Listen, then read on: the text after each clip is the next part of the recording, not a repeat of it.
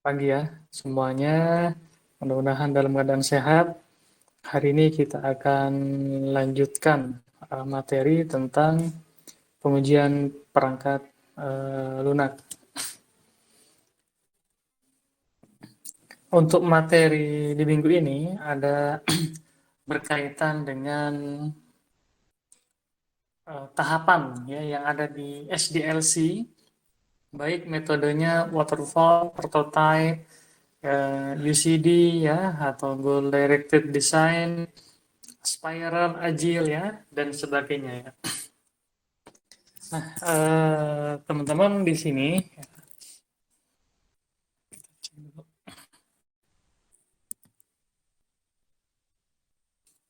sebentar ya. Ini kenapa ini? Oh, lagi proses ya.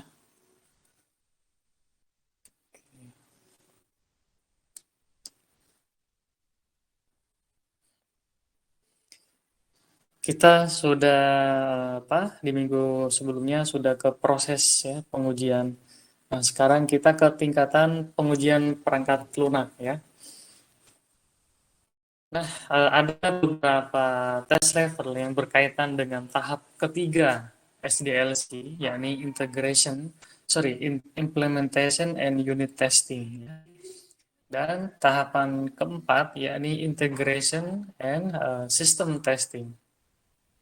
Pada tahapan ketiga, ya, sebenarnya akan dilakukan pengecekan, ya, baik dari segi modul A, modul B, C, D, E, dan lain sebagainya. Bahkan dari masing-masing modul akan dicek ya, diverifikasi tiap operasinya ya, tiap metode yang dibuat ya. Kenapa? Dikhawatirkan ya, satu ada alur logika yang keliru, yang kedua alur logikanya atau alur prosesnya diperbaharui. Oke, sesuai dengan permintaan atau mungkin saat dilakukan verifikasi wawancara kembali ya dengan pihak stakeholder atau customer ya seperti itu.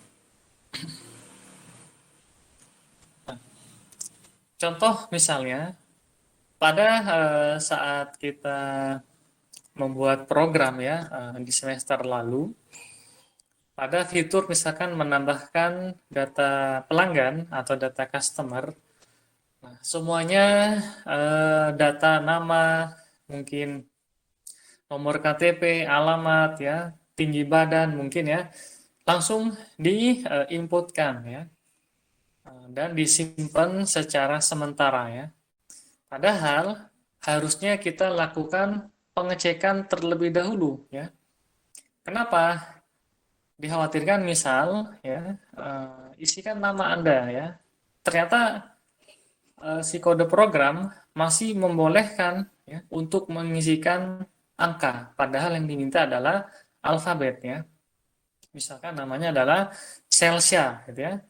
Ternyata isikan nama Anda 1234 angka ya. Begitu kita submit ya bisa. Nah, di sini kita sebut dengan kekeliruan dari segi input ya. Dan itu per modul ya. Dari modul tersebut ternyata ada subproses di modul tersebut yang masih harus diperbaiki. Itu per komponen ya. Sama seperti kalau kita di suatu instansi atau mungkin teman-teman deh ya yang ikut di suatu kepanitiaan ya. Ada ketua panitia ya, ada sekretaris, ada logistik, ada bidang dokumentasi ya, atau penggalangan dana dan usaha, oke, dan lain sebagainya.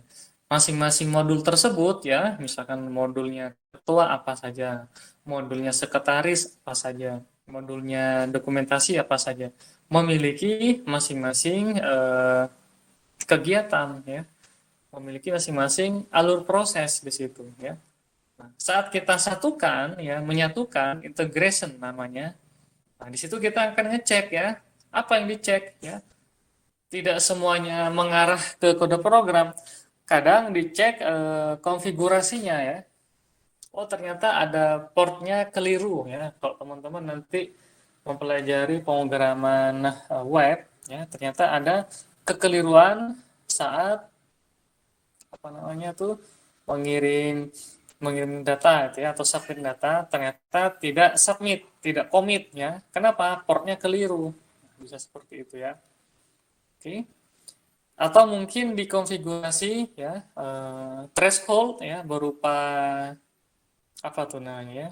Threshold ini berupa load balancing ya, misalkan kecepatan antar user ya ke server, misalkan teman-teman menggunakan Bukalapak ya atau mungkin apa tuh yang lagi rame itu Topet apa Shopee ya, Shopee misalkan.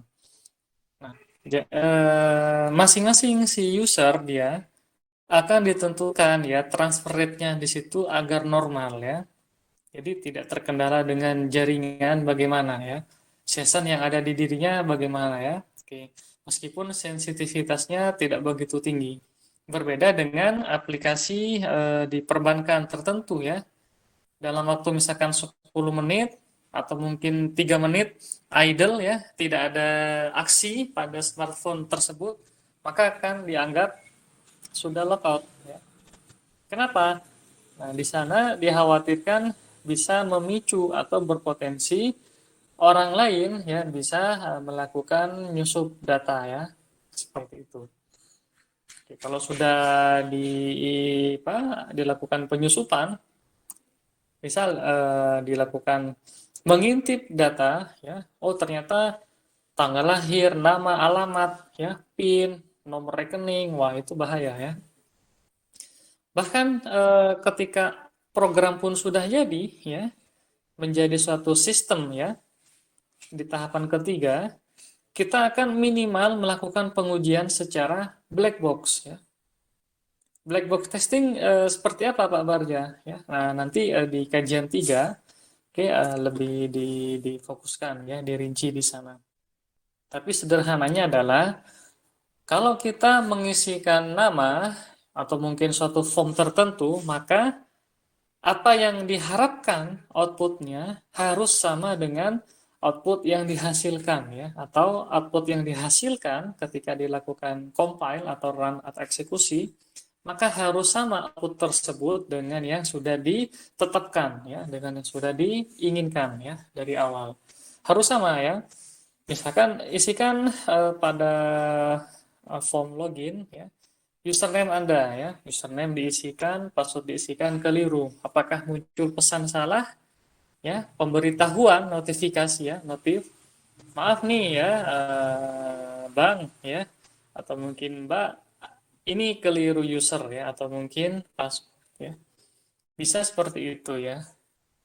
Nah, atau mungkin ya saat mengisikan suatu nama ya, ternyata namanya melebihi batas karakter yang sudah ditentukan dan disesuaikan di database ya. Misalnya tidak melebihi dari 200 karakter misalnya. Ternyata ada yang tanpa sengaja mengisikan misalkan namanya adalah Baskoro ya. Tanpa sadar di papan ketik keyboardnya ya atau keyboardnya menekan huruf O, ternyata nempel terus huruf O-nya, jadi muncul O terus gitu ya, sehingga melebihi kapasitas dan tidak tahu ya ketika dilakukan submit muncul ya pesan pemberitahuan maaf karakter untuk form nama tidak melebihi dari 200 karakter dan form nama ya form nomor telepon atau yang lain wajib diisi. Ada keterangan misalkan berupa tanda asteris ya atau bintang ya kalau kita di papan ketik ya kita menekan shift dan angka 8 ya itu asteris ya sebelahnya asteris ada ampersand ya. Nah itu sistem testing ya. Oke akan kita coba dengan black box testing minimal ya. Belum lagi ketika dilakukan pengujian secara stress testing. Apa maksudnya stress testing? Memberikan beban ya yang terlalu dalam waktu yang bersamaan tiba-tiba ada lebih dari 10 user tertentu atau mungkin 100 user langsung melakukan pendaftaran ya. atau mungkin melakukan pemesanan. Bagaimana ya yang terjadi? Nah, di sini jelas ya apakah mempengaruhi dari performa server atau aplikasi ya. Oke, bahkan beberapa aplikasi dia harus minta diupdate, diperbarui. Kalau tidak, dia tidak bisa ya, tidak mau ya. Oke, seperti itu. Jadi banyak ya bisa dilakukan di sistem testing ya. Atau mungkin misalkan di satu e-commerce ya, Bukalapak misalkan ada jual jaket bagus ya, hanya tersisa 90 ya. Jaket ini ternyata sering digunakan oleh misalkan David Beckham dan Cristiano Ronaldo ya.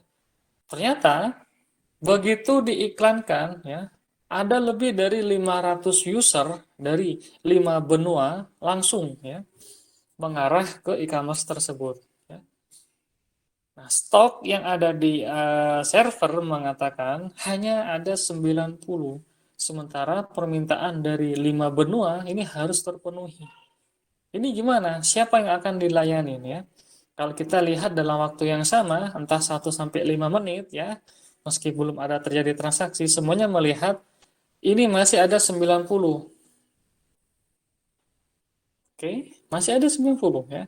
Semuanya memungkinkan ya untuk melakukan pemesanan. Karena belum langsung tentu dibayar ya. Nah, di situ siapa yang akan duluan dicek di sini ya. Oke. Nah, di sini perlunya dilakukan stress testing ya. Bahkan ada tingkatannya ya.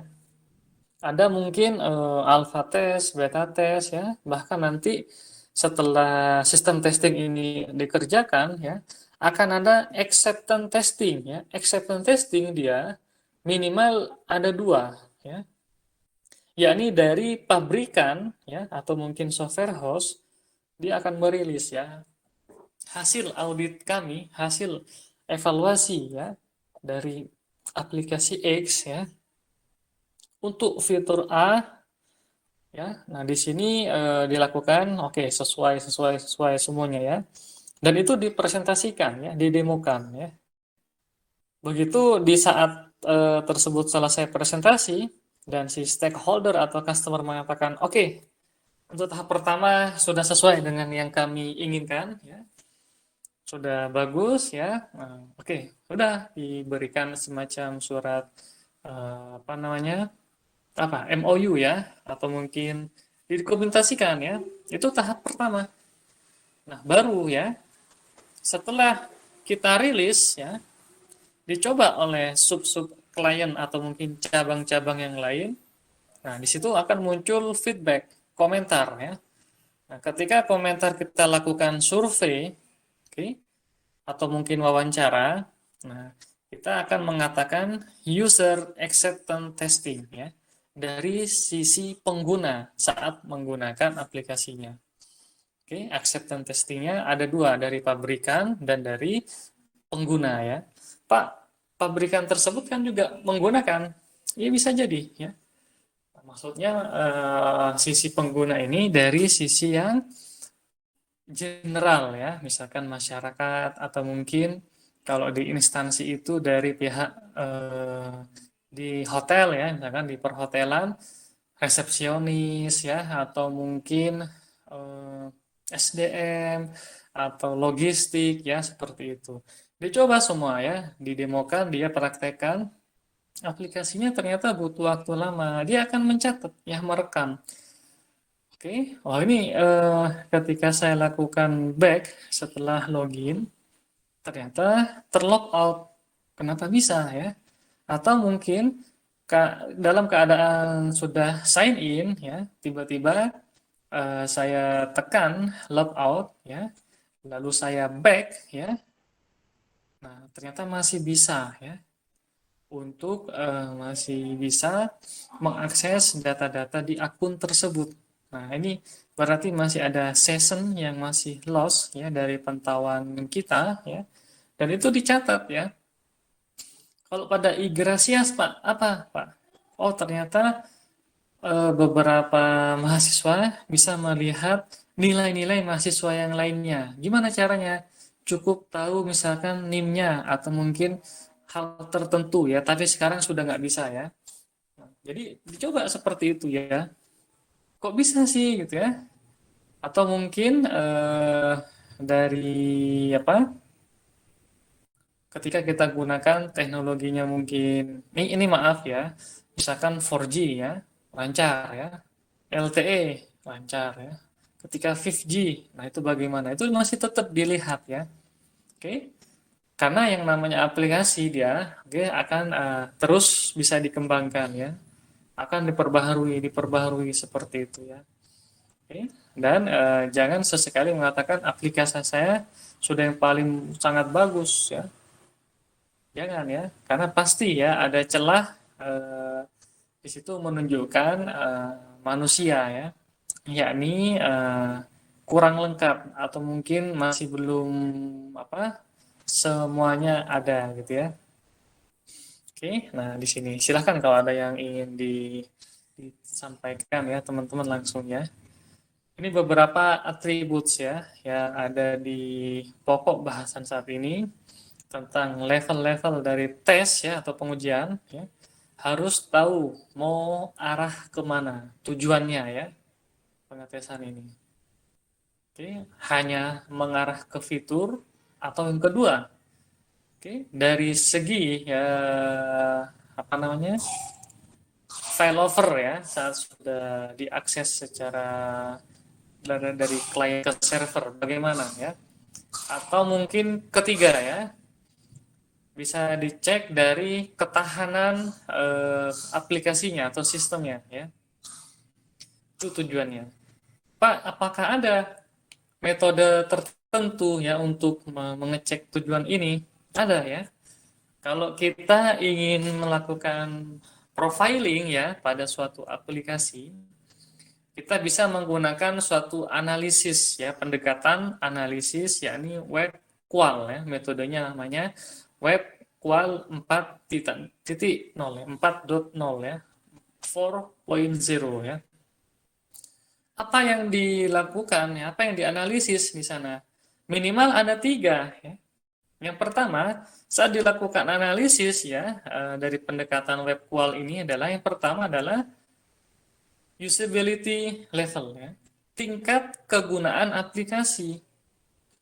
Apa saja poin-poin yang berkaitan dengan usability misalkan ya, aplikasi ini sangat atau aplikasi ini membantu pekerjaan pegawai ya 100%. Nah, itu nanti ada jawabannya. Apakah tidak setuju, sangat tidak setuju ya, setuju, lalu sangat setuju ya. Yang kedua ya, aplikasi ini memudahkan pemberkasan ya untuk masa audit. Sama ya jawabannya, apakah sangat tidak setuju, tidak setuju, setuju, lalu sangat setuju ya. Nah, itu baru usability ya dan lain sebagainya ya. Dari analisis metode web qual 4.0 ya, selain usability ada juga tentang interaction ya, quality. Interaction quality apa? Contoh ya teman-teman, misalkan aplikasi Facebook ya misalnya. Kalau kita mengakses suatu fanpage atau community atau mungkin akses ke akun teman ya, itu dicek ya. Apakah cepat, responsif ya atau tidak? Atau masih loading ya, loading terus.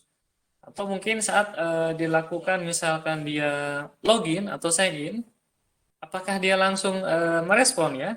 Tidak loading ya, lama kayak gitu ya. Itu interaction ya.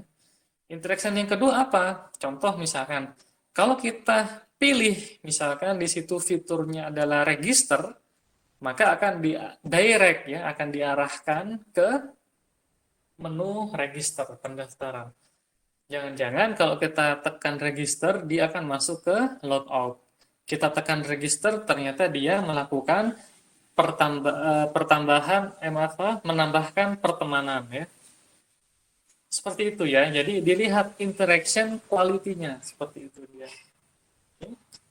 Banyak ya poin-poinnya ya. Nah, di situ teman-teman bisa misalkan usability ada 50 pertanyaan. Ini contoh ya. Lalu yang kedua, interaction quality, ya, kualitas interaksi dicek, ya.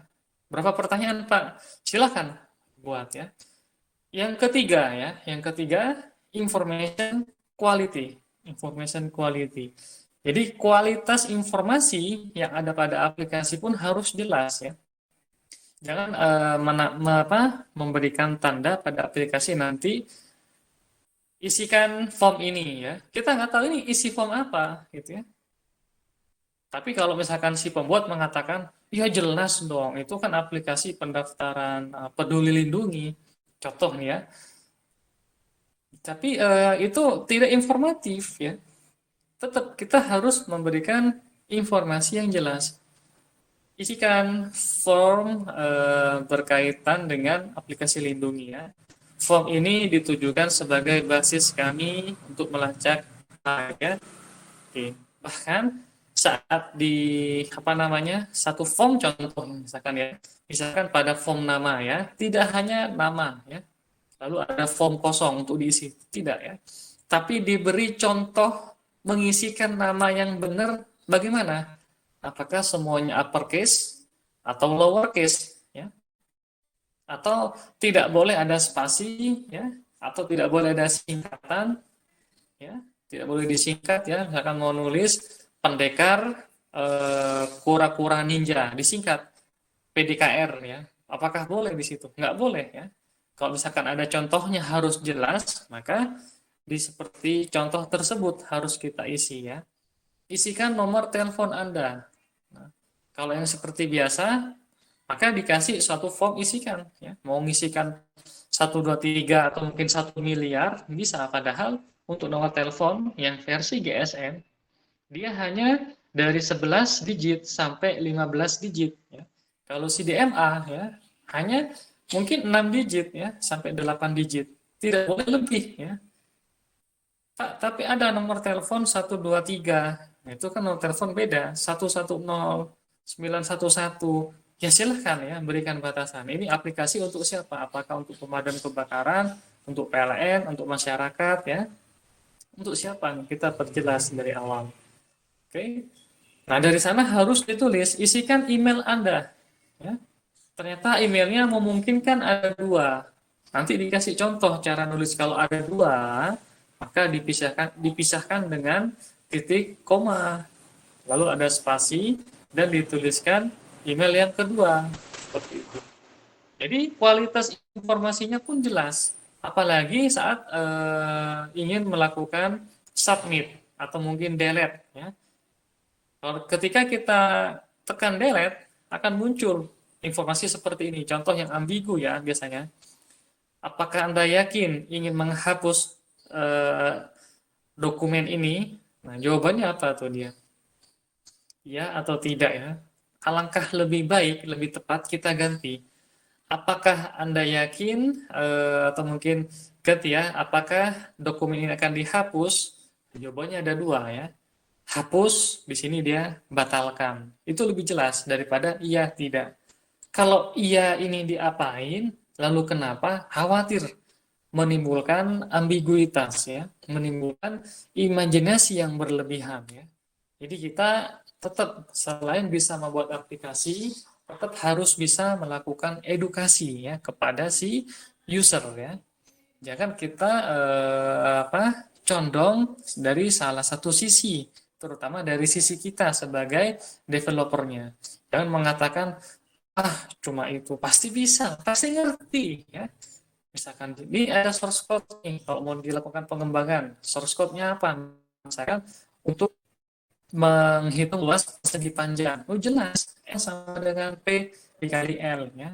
Alangkah lebih baik, ya, kalau kita menuliskan luas sama dengan panjang dikali lebar. Jadi tidak hanya L kapital sama dengan P dikali L lowercase, ya. Tidak hanya seperti itu, ya, tapi diperjelas, ya. Kenapa? Nah, karena kita suatu saat mungkin akan meninjau kembali, ya, apa yang kita kerjakan sehingga tidak butuh waktu lama untuk mengingat-ingat, ya. Ini variabel A untuk apa, ya? Ini X apa? Lalu ada variabel X, Y, Z. ini apa lagi gitu ya. Kita akan berikan nama variabelnya pun itu harus yang representatif ya. Karena itu di pemrograman Java ya di study group saya senantiasa mengatakan beri menamakan variabel, beri penamaan kelas atau mungkin beri penamaan metode yang representatif ya. Jangan bikin fungsi tiba-tiba define ya f titik dua apa ya. Lebih baik def hitung luas ya parameternya apa baru titik dua ya. Jadi kita jelas meskipun tidak ada komentar yang menjelaskan ya, tentang fungsi ini, tapi dari source code ini seakan-akan dia sudah memberitahukan ke kita bahwa ini adalah untuk menghitung luas ya. Jadi ada ibaratnya semantik ya. Kita ada berkomunikasi dengan program kita secara semantik ya, meskipun ya apa istilahnya ya, bukan ngomong sendiri ya terhadap kode program ya. Nah, teman-teman yang biasanya tertarik ya, atau mungkin yang sudah senang dengan programming ya, coba cek deh ya. Saya yakin lebih dari 70% konsentrasinya dia lebih ke arah tulisan kode programnya sendiri ya. Atau mungkin saat dia mempelajari kode program dari literatur atau referensi atau online. Jadi mereka tanpa baca yang secara panjang melihat kode programnya pun sudah paham. Oh, maksudnya di sini ada variabel ini untuk ini dia, untuk ini, untuk ini. Jadi karena sering ya, dia memahami hal tersebut ya. Jadi harus jelas tujuannya kemana. Lalu harus punya basis tesnya. Lalu ada tes objeknya. Basis tes apa? Misalkan ya. Tes basis. Mungkin ini akan dijelaskan satu persatu ya. Nah, ada komponennya ya, sistemnya, integration, arsitekturnya. Oke, ini kemungkinan mengadopsi dari ya, ini sepertinya ada standarnya ya, Pak Guntur. Nanti saya share deh ya standarnya yang dimaksud dari apa. Teman-teman kan nanti nanya ya, ini kita gunakan standar yang mana Pak? IEEE atau mungkin ISO tertentu ya? Coba saya nanti konfirmasikan, saya share nanti ya. Ada kesalahan umum nggak gitu ya? Atau mungkin istilahnya anomali ya?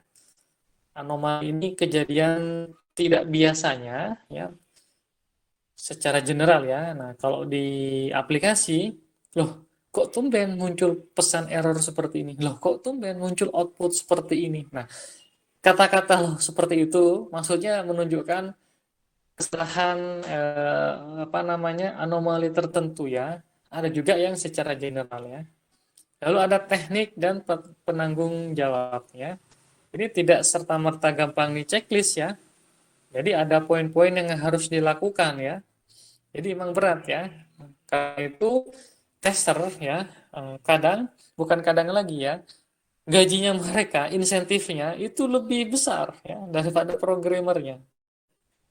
Ya, dia harus mentes ya, menguji sampai mendapatkan celah ya. Di sini masih salah ya, di region ini masih keliru. Di region ini terdapat beberapa apa namanya memori yang redundant misalkan, atau mungkin terjadi kontigu ya, memori kontigu harus dilakukan dihapus, atau yang kedua diubah dengan menggunakan array yang sifatnya dinamis, jangan yang statik. Jadi ketahuan ya.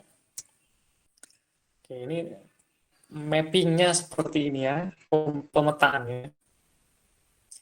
Komponen tesnya tujuan, nah di sini dijelaskan ya, meminimalkan resiko ya, lalu memverifikasi bahwa perilaku ya, behavior ya, atau metode baik yang fungsional dan non fungsional telah sesuai dengan yang sudah didefinisikan ya, yang sudah di set dari awal ya.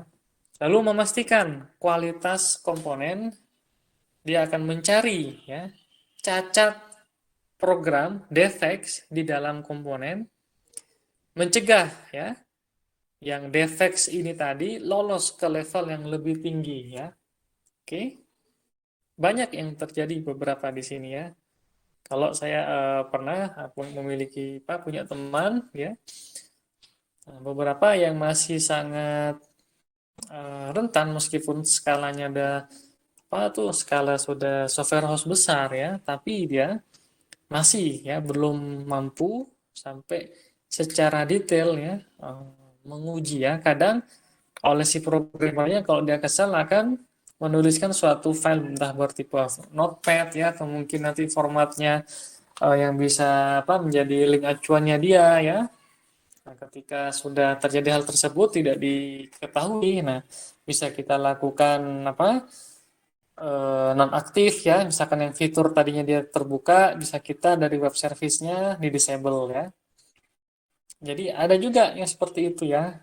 Nah, tapi lambat laun yang namanya software house dia juga belajar dari kesalahannya ya, belajar dari pengalamannya dia.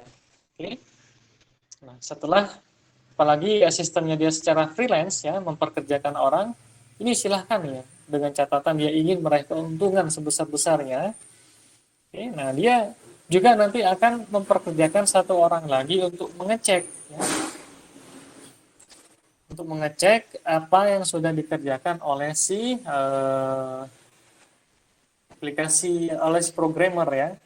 Kalau aplikasinya misalkan diinstruksikan atau diisikan input A, maka outputnya bagaimana? Itu dicek semuanya ya. Sampai akan mendapatkan defeksnya atau mungkin potensi defeksnya apa gitu ya. Lalu ada tes basisnya ya.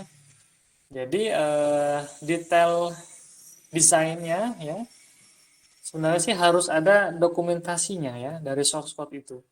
Dokumentasi dari source code ini adalah bukan source code-nya saja ya, tapi misalkan kita bikin suatu fungsi kalkulator, ada penjumlahan, selisih, perkalian, pembagian ya, dan yang lain. Misalkan 4 dulu deh.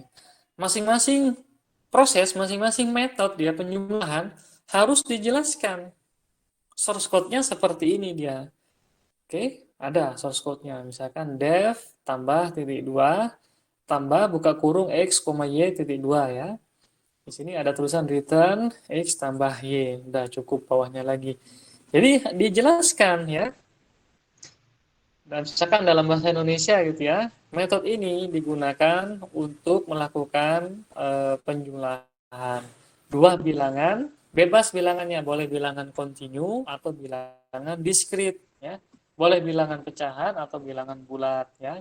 Bilangan bulat yang dimaksud atau diskrit ya tidak melebihi dari batas kapasitasnya.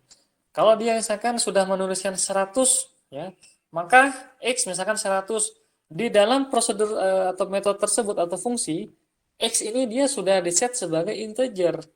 Nanti misalkan suatu saat dia di bawah ya, di berikutnya diubah-ubah, si X ini tidak boleh melebihi dari kapasitas integer.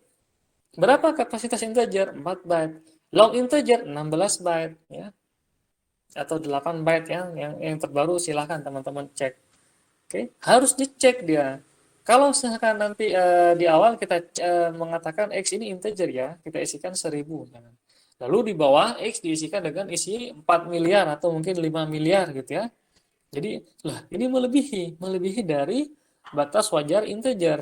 Nanti ditanya, X ini berarti bukan integer ya, tapi adalah long integer ya. Seperti itu. Atau mungkin X-nya dia memiliki 200 digit. Jadi ini tipenya apa Pak Barja? 200 digit atau 1000 digit bahkan lebih. Ya, ini tipe X tipe apa? Ada istilahnya nanti, ada bilangan big integer ya. Oke, ada big integer. Gunanya untuk apa? Itu digunakan kemarin ya di bidang kriptografi di Lokmat saya sampaikan. Ada yang menggunakan kunci asimetrik ya. Misalkan RSA atau L-gamal atau apa? Elliptic curve ya, kurva eliptik dia. Apa yang digunakan? Dia akan mengambil suatu dua bilangan ya yang bisa menghasilkan relatif prima ya. Artinya dia masih memiliki kedekatan ini prima sebenarnya. Misalkan 200 kali 100. Nah, Dekat antara 200 dikali 100 ini 2000 ya, 20.000, maka akan ada nilai prima terbesar ya. Di dekatnya sih 20.000 ini bisa jadi 20.001 ya, atau mungkin 19.957 misalkan ya, kayak gitu ya. Nah, dia ada. Nah, nilai bilangan ini dengan nilai bilangan prima ini bisa digunakan untuk menjadi kunci apa namanya? Di kriptografi ya. Si sender dia memiliki kunci P ya. Si apa? Penerimanya memiliki kunci key ya. Seperti itu. Bisa saling bertukar pesan nanti. Banyak ya, jadi commit integer seperti itu. Lalu mungkin ada bentuk metadatanya ya, model datanya, kerangkanya ya. Bahkan dari desainnya yang keliru pun sudah ya, tidak bisa dilanjut. Karena itu teman-teman ya, nah ini ada peralihan sebenarnya. Sekali lagi teman-teman saya minta ya, untuk kesadarannya lebih tinggi lagi. Teman-teman yang di awal di semester 1 ya mempelajari tentang alpropom itu masih secara struktural ya, secara sekuensial dari baris 1, 2, 3 dan seterusnya dieksekusi.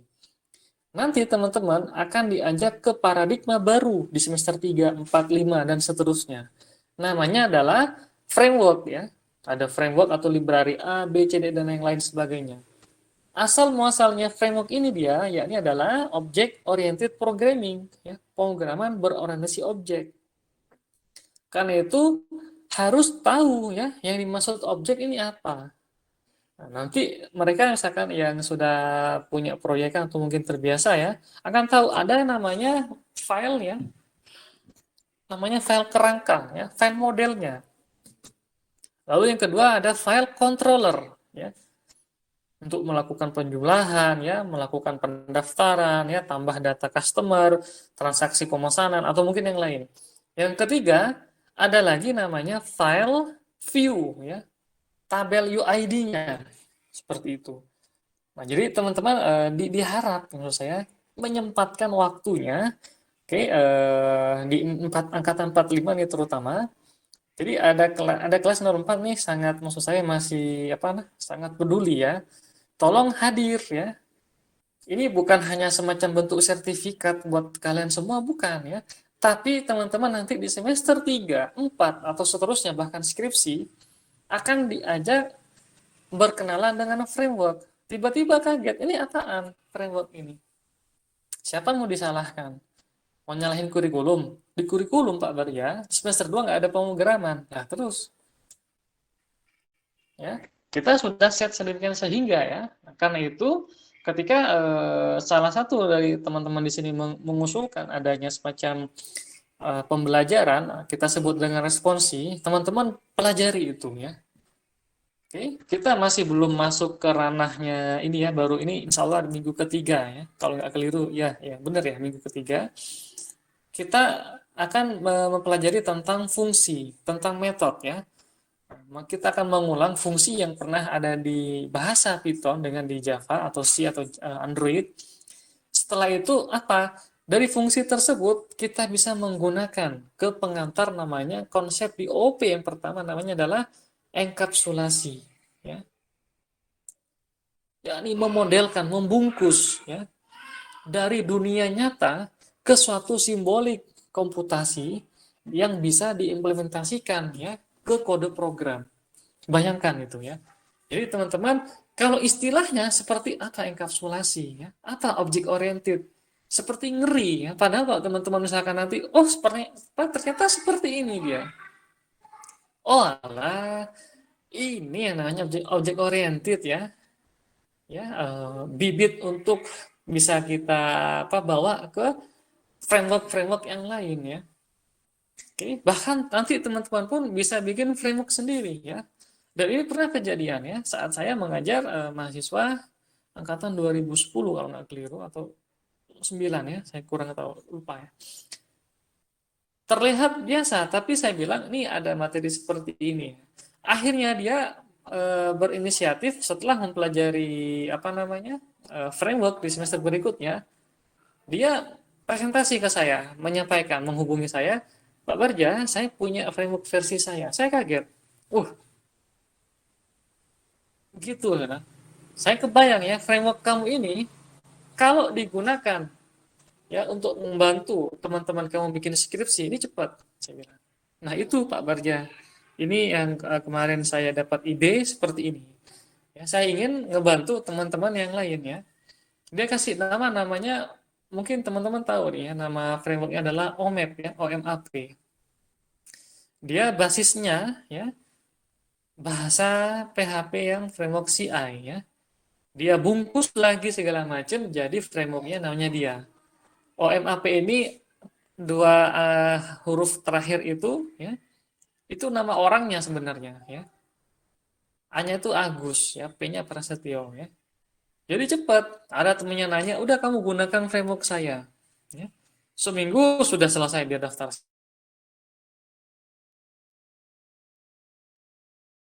Saya pun dia minjem ya. Udah pakai aja.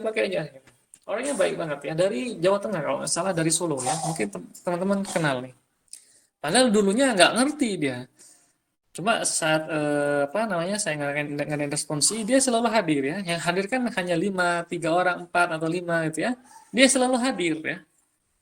Nah, begitu selesai semester tersebut, ya ada semester berikutnya ternyata ada framework benar ya gunakan. Nah, setelah selesai 2 semester ya, dia menghubungi saya ya, memberitahukan ada framework baru nih Pak. Tapi saya nggak kebayang nih gimana cara ngujinya segala macam enggak ya. Saya cek pun dia dari segi black book testing mampu menangani misalkan inputan yang keliru ya, atau mungkin ada beberapa karakter khusus ya, atau mungkin istilahnya regex ya. Regex ini regular ya expression, atau mungkin form-form validation yang lain. Jadi ada semuanya. Saya bilang kalau kamu mau apa dibuatkan secara nilai ekonomis ya, atau ada uangnya ini bisa. Dia mengatakan enggak Pak Barja. Ya sudah bagus saya bilang ya. Pakai aja. Saya senang teman-teman lulus tepat waktu kata dia ya. Nah, mudah-mudahan teman-teman di sini pun sama ya. Oke. Mana tadi? Oke, kita lanjut ya. Nah, komponen testing yang berikutnya adalah test object. Nah, ini sudah diperkenalkan objek. Nah, ada kelas di sini ya. Ada struktur data. Oke. Objek apa? Contohnya objek adalah Baskoro, ya, Selsia, Dadan misalkan. Ini objek dia, Rehan ya. Ini adalah objek. Nama kelasnya apa? Nama kelasnya dia ya, nama tipenya dia adalah mahasiswa. Jadi kalau mahasiswa secara general dia memiliki beberapa atribut atau variabel global ya, atribut, variabel global atau field namanya. Misalkan NIM, nama, prodi ya, jenis kelamin, terus tinggi badan, tanggal lahir, alamat ya, email, nomor telepon dan lain sebagainya. Itu adalah atributnya. Jadi kita harus tahu ya komponen testing, yakni test object. Nah, kurikulum yang disusun sekarang itu apa namanya sudah berbasis framework ya. Apalagi ada nanti pemrograman web berbasis apa tuh pengembangan aplikasi berbasis web. Jadi teman-teman sudah bermain dengan istilah framework nanti. Karena itulah saya minta ya apa yang sudah apa diagendakan oleh teman-teman kita ya, tolong bukan hanya dihargai, yaitu bukan untuk menghargai teman-teman panitia bukan, tapi untuk nanti di semester 3, 4 dan seterusnya, apalagi memungkinkan kalau ada suatu perlombaan ya. Jadi bisa misalkan lomba Alprocom dengan bahasa Python, Java, atau Pascal, atau C, C++, teman-teman bisa ikut seperti itu. Nah, di sini ternyata di PPL ya objek-objek yang biasanya diuji. Nah, di sini ada nih komponen atau unit atau modul kata dia. Jadi kerangkanya dicek dulu ya. Jangan-jangan misalkan objeknya apa? Misalkan Alprocom atau mungkin basis data ya. Itu kan berarti nama kelasnya dia, nama tipenya mata kuliah. Mata kuliah ada apa aja nih? Dicek sama dia. Oh, mata kuliah memiliki kode mata kuliah, judul atau nama mata kuliah, jumlah SKS, durasi mata kuliah ini, tipe apakah praktek atau teori atau mungkin kombinasi ya. Lalu ditiadakan atau ditiadakan. Oke, di semester berapa, di tahun ajaran berapa, di kurikulum keberapa ya, dan seterusnya ya. Jadi ada ya memiliki komponennya di sini. Apalagi sudah mengenal dengan struktur data. Oke. Struktur data dia seperti teman-teman kemarin pelajari di alat program. Jadi berkaitan dengan contohnya adalah tuple atau mungkin array ya. Bagaimana dari array indeks ke 0, ke 1, ke 2, ke 3 masih saling nempel, saling dia tahu indeks ke 1, ke 2, ke 3 ya. Data pertama ada di indeks ke 0, berikutnya indeks ke 1 ya, berikutnya indeks ke 2, kok bisa tahu? Ya Pak, itu kan sudah settingan dari programnya. Iya, kenapa bisa? Ya, nah, ternyata kalau kita bisa pahami ya hal tersebut, kita bisa juga bikin array versi kita yang dinamis ya. Lebih dinamik dia, ada dinamikanya. Kenapa? Tidak hanya fokus pada statik ukurannya saja ya. Misalkan ya kita butuh data nih mahasiswa angkatan 45, saya siapin angkanya 1000 ya, ternyata data yang diisi hanya dari masing-masing kelas katakanlah ada 35 ya. 35 dikali 4, 70, 140. Hanya ada 140 mahasiswa. Padahal saya sudah memesan statik ini 1000. Berarti ada kosong ya, tidak diisi dari indeks 141, 142 sampai indeks ke 999 indeks terakhir. Ya. Apakah mengatakan ya cuma segitu Pak Bagja? RAM saya sanggup misalkan. Memori saya RAM-nya sudah DDR 128 ya. Oke, RAM-nya 128 GB, DDR 16 misalnya. Ini contoh ya. It's not like that ya. Bukan seperti itu ya. Oke. Nah, sementara kalau misalkan saya pesankan hanya 100, ternyata datanya ada 140 ya. Gimana nih? Saya ubah lagi dari awal ya. Saya ubah ukurannya jadi 140 ya, lalu saya lakukan pengisian lagi ya. Ya, mengisikan lagi. Nah, setelah diisikan lagi sama saya, ternyata datanya nambah lagi Pak Barja. Ini ada 2 mahasiswa baru dari internasional ya. Satu dari Timur Leste, satu dari Papua New Guinea misalkan. Datang kayak gini. Hah? Gitu ya. Atau mungkin ini contoh ya, misalkan dari benua Australia datang ya, pertukaran internasional. Berarti saya ubah lagi ukuran statiknya tadinya 140, jadi saya ubah jadi 142. Setelah diubah, saya lakukan lagi pengisian data dari angka 1, indeks 0, 1, 2, 3, sampai data terakhir. Oke. Nah, itu sangat tidak mubazir ya. Sangat mubazir ya, sangat tidak efektif, maksud saya. Sangat tidak efektif. Diulang lagi ya. Tapi kan gampang Pak Bagja kalau kita gunakan array statik, jelas, cepat ya. Sudah masalah ukuran ada memori sampah yang nggak dipakai atau semacamnya, biarkan urusannya compilernya masing-masing gitu ya. Oke, kalau saat kita mengatakan seperti itu tidak masalah. Tapi kalau sudah diminta membuatkan aplikasi untuk customer, ya, diminta untuk menyusun kode program aplikasi sistem informasi untuk stakeholder, kita pun harus memastikan ya kode program yang kita buat tidak membebani sistem atau mungkin device mereka. Oke. Apakah ada misalkan aplikasi di Play Store ya, Google Play Store 1 TB lalu kalian download ya. Begitu ada update yang baru misalkan update-nya nih 7 GB, apakah mau di-download dia? Oke. Ada seperti itu ya. Nah, ini harus diperhatikan di sini dia. Jadi, teman-teman nanti akan diajak berkenalan dengan object oriented programming ya. Object oriented teknik.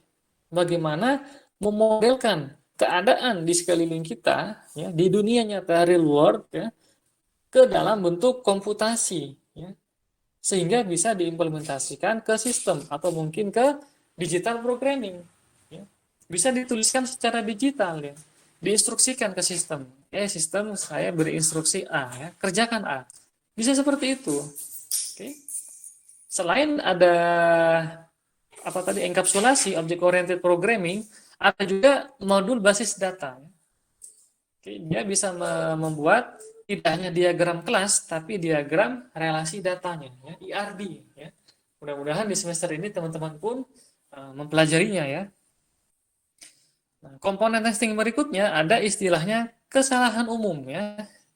Tunggu, ini bahasa Indonesia, ini kalau bahasa Inggris, oke ya. Ini bahasa Inggrisnya aman kan ya, Mas Koro? Gimana nih? Salesnya aman bahasa Inggris? Example of technical defect. Jadi ada beberapa contoh cecet ya, cecet ya, cacat ya tertentu ya, atau mungkin kegagalan ya. Misalkan fungsi-fungsi yang masih keliru ya, lalu aliran datanya ya masih ada yang keliru juga gitu ya. Ada logiknya pun keliru. Jadi benar-benar membedah struktur internal dari kode program ya. Oke. Ini kalian diem semua, Putri Kamalia, Imam Mubin, apakah masih online bergabung? Coba saya cek dulu ya. Masih Pak, masih Pak. Imam Masih masih ya. Pak. Saya khawatir Aman, Pak. aman. Saya ditinggal sendiri, teman-teman. Tidur Aman, ya, Pak. Aman, Pak. rebahan semua. Waduh. Aman, Pak. Aman. Oke, sebentar. Sebentar, ini ada Pak Sukron ya dari kampus. Sebentar, maaf. Ada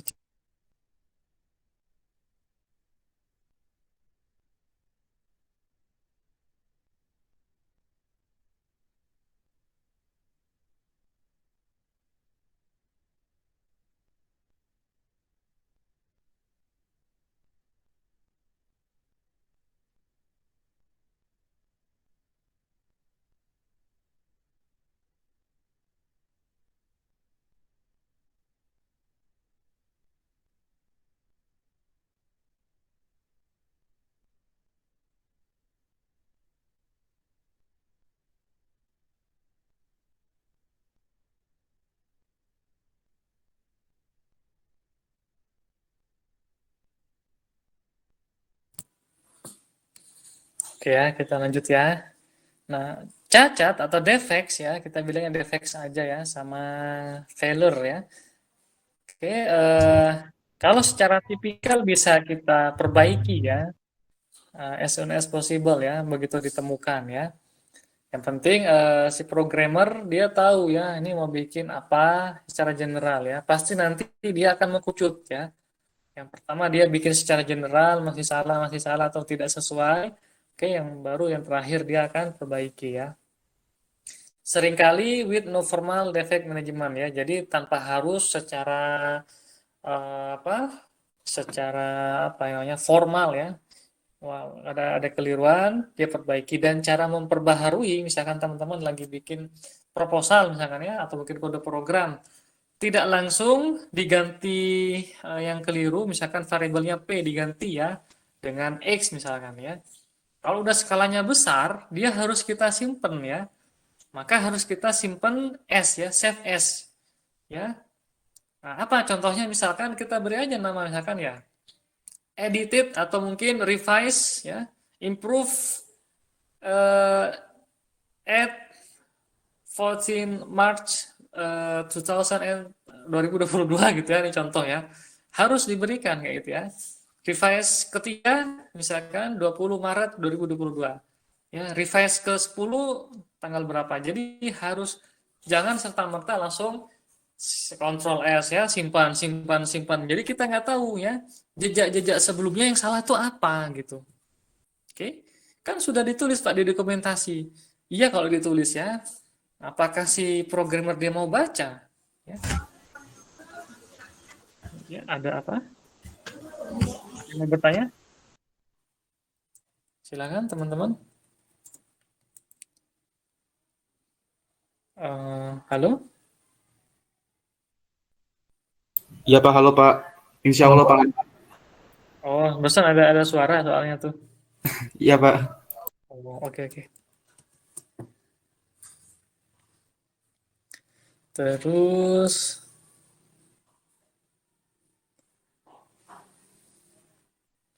nah, Sementara kata dia, kalau developer melakukan dokumentasi ya atau pelaporan DevX ya, this provide menyediakan informasi yang penting ya untuk root ya, yang menyebabkan nanti bisa diambil sebagai follow up ya, langkah dari awalnya.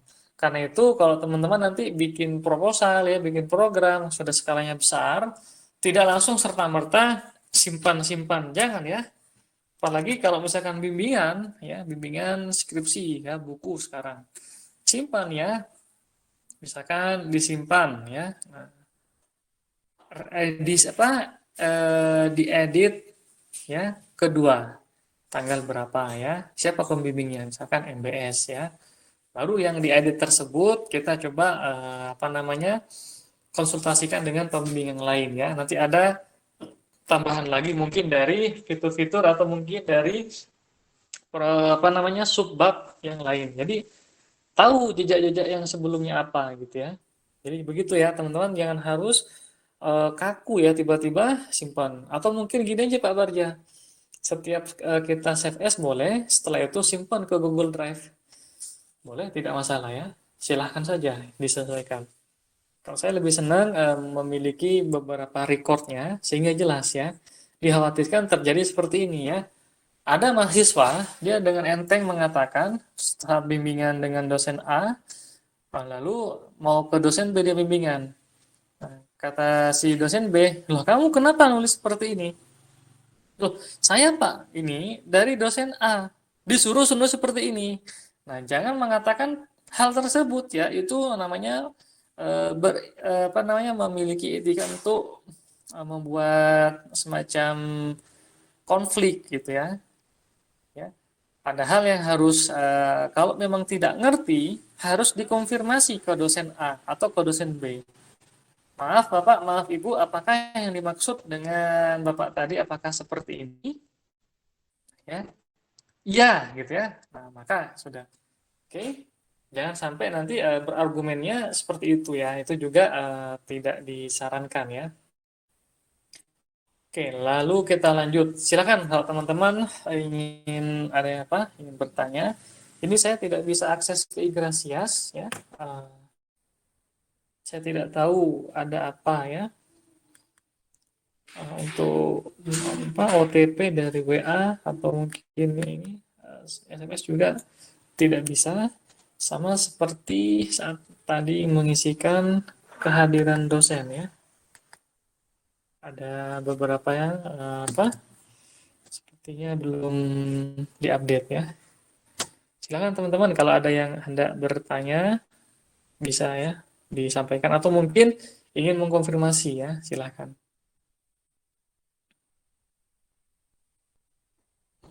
Masih aman? Dimas? Aman, Pak. Oke.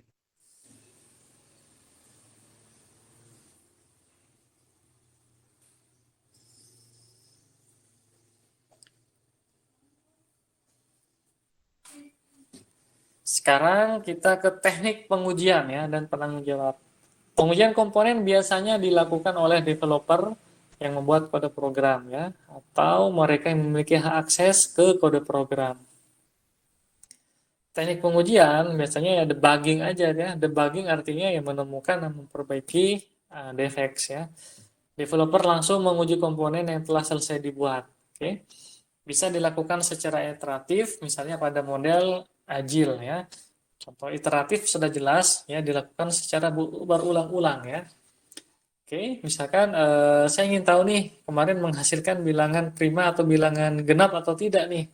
Yang saya ingin tampilkan datanya deretnya ada semacam sebanyak 1000 ya. Dicek ya yang tampil 0, 2, 4, 6, 8 benar. Tapi ketika di angkanya sudah 100 masih benar nggak? Jangan-jangan setelah 100, 200, 400, 500 gitu ya. Nah, itu harus hati-hati ya. Oke. Jadi dilakukan secara iteratif ya. Penanggung jawabnya biasanya kalau masih saat dibuat itu ya developernya atau programmernya ya. Oke, tapi tetap ya jadi telunjuk si SDM nanti misalkan pada suatu instansi dia akan menunjuk ke supervisornya siapa. Seperti itu. Saya izin minum dulu ya sebentar ya.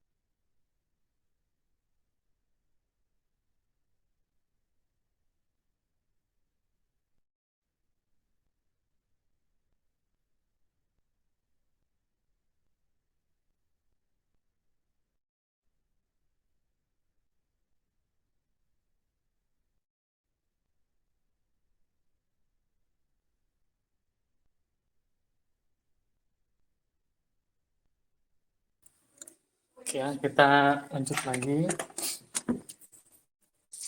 Integration testing ya. Nah, ini meminimalkan resiko, sama ya seperti yang tadi ya.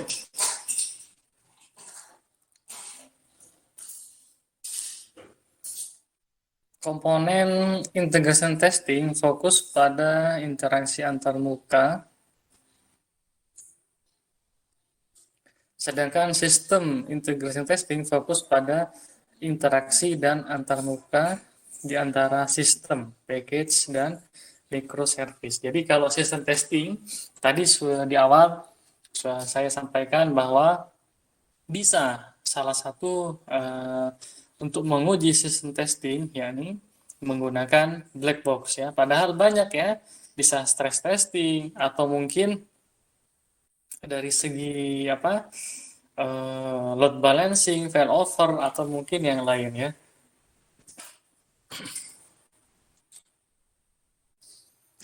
Nah, testing base.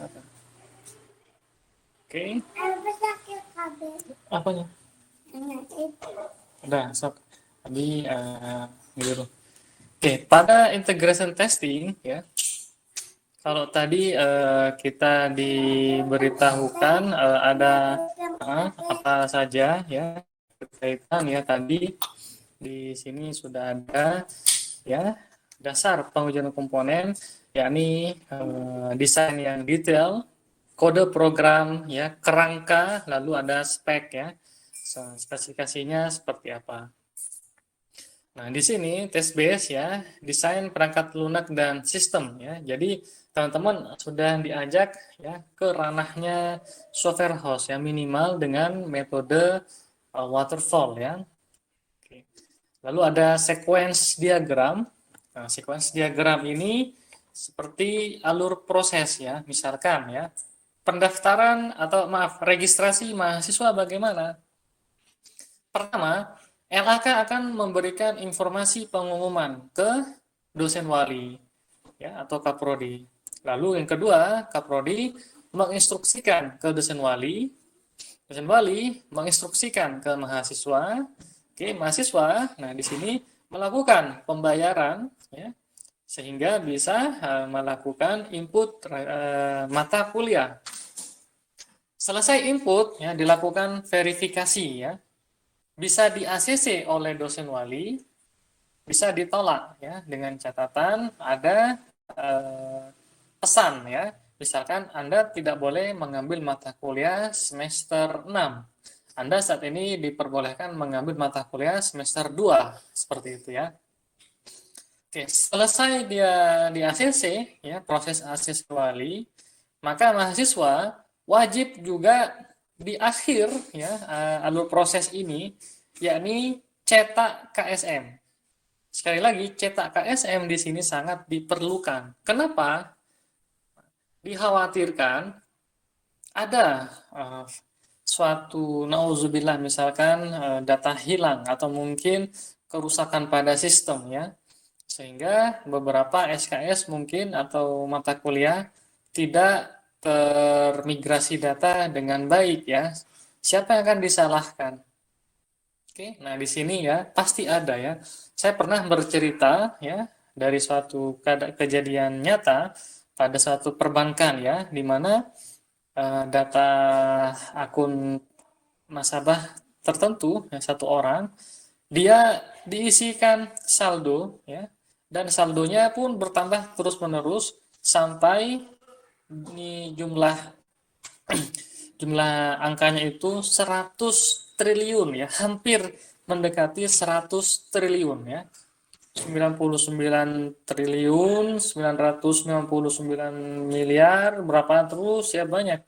Ya, dikarenakan adanya kesalahan sistem ya. Kegagalan sistem maksud saya ya. Nah, ini sama ya. Akan sangat memungkinkan ya yang namanya buatan manusia ya pasti akan memiliki potensi untuk keliru ya. Oke, nah, wah itu wajar ya. Yang penting itu harus diakui ya. Nah, alur proses di sini dia menjadi salah satu di integration testing ya, di test base-nya ya. Oke. Lalu yang berikutnya spesifikasi antarmuka dan protokol komunikasi ya. Misalkan antarmuka UI ya. Nah, UI di sini dia ada user ya, interface, ada lagi user experience design ya. Jadi dia sudah memahami ya layaknya si pengguna aplikasi meskipun aplikasinya belum dibuat. Dia sudah bisa menghayal ya, menghayal lalu bisa mengkomunikasikannya ya. Nanti aplikasinya ada fitur ABCDE di mana fitur ini perlu dilakukan aktivasi dulu ya sehingga datanya terverifikasi dengan baik ya dan bisa dilanjutkan untuk mengakses fitur-fitur yang lain ya. Jadi dia sudah bisa berandai-andai ya seperti itu. Bagaimana caranya? Kenapa dia punya wawasan tentang user experience design? Ya, dia akan biasanya sering menggunakan aplikasi ya. Dia menggunakan aplikasi YouTube, dia coba jelajah. Dia menggunakan aplikasi Twitter, dia coba jelajah ya. Dia menggunakan aplikasi Meta ya, Instagram, dia coba jelajah. Semuanya dia coba segala macam. Begitu ada aplikasi baru, misalkan Facebook ya. Nah, dia melihat, ini kan sama seperti yang lain. Dia bisa tambah ini ya, atau yang lain ya. Oke, meskipun itu baru secara general ya. Mungkin dia wawasannya pun tahu 50-60% ya. Padahal lebih dari itu kegunaan mungkin Facebook ya, kegunaan TikTok atau mungkin kegunaan yang lain apa ya. Dia masih belum memahami seperti itu. Oke. Lalu ada use case. Nah, ya, sequence diagram, use case. Ini sudah jelas object oriented programming ya. Oke, nah penjelasan use case nanti akan saya share ya, sudah ada contohnya. Oke, use case ini atau sequence diagram sebenarnya di mata kuliah analisis dan perancangan sistem informasi APSI ya. Mungkin kalau Imam Mubin sudah pernah ya, Imam Mubin sudah pernah ngambil ini mata kuliah APSI. Imam masih bergabung? Ya Pak, halo Pak. Masih bergabung kan? Kalau sequence diagram ya, use case ya, diagram kelas, activity diagram, collaboration ya, komponen, packaging, deployment, itu adalah diagram-diagram yang ada di object oriented apa modeling ya. Namanya adalah UML ya, Unified Modeling Language ya. Ada kan yang kita bahas ya. Nah, teman-teman di sini sudah benar-benar object oriented di sini. Arsitekturnya bagaimana gitu ya. Ya, arsitektur jaringannya, oke.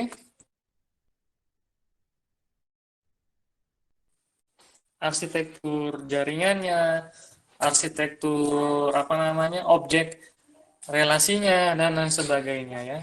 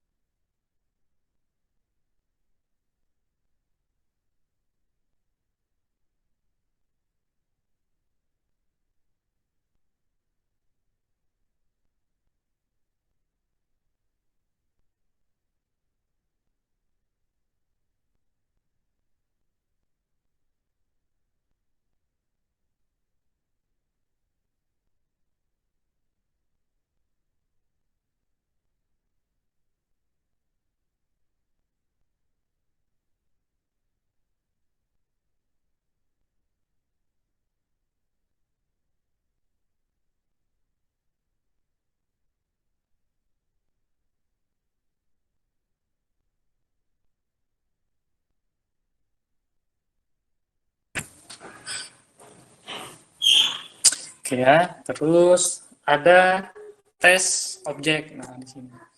Bagaimana objek ini bisa berelasi, bisa berkomunikasi antara objek satu dengan objek yang lain. Ya. Nah, contoh misalkan ada objek mahasiswa berinteraksi, berkomunikasi dengan objek mata kuliah. Sekarang pun kita sekarang seperti ini kan ya, teman-teman mahasiswa kan, apa nama relasinya, apa nama komunikasinya? Mahasiswa mengambil mata kuliah atau mahasiswa mengampu ya mata kuliah. Atau mungkin objek dosen wali berinteraksi dengan dosen mahasiswa walinya. Ya, jadi dosen wali berinteraksi dengan objek mahasiswa, lalu objek mahasiswa berinteraksi ya, berkomunikasi juga dengan objek mata kuliah. Seperti itu kan? Oke. Nah, di situ dari diagram objek ya bisa kita modelkan diagram kelas atau mungkin diagram entity relational diagram ya, database, oke. Atau infrastrukturnya ya.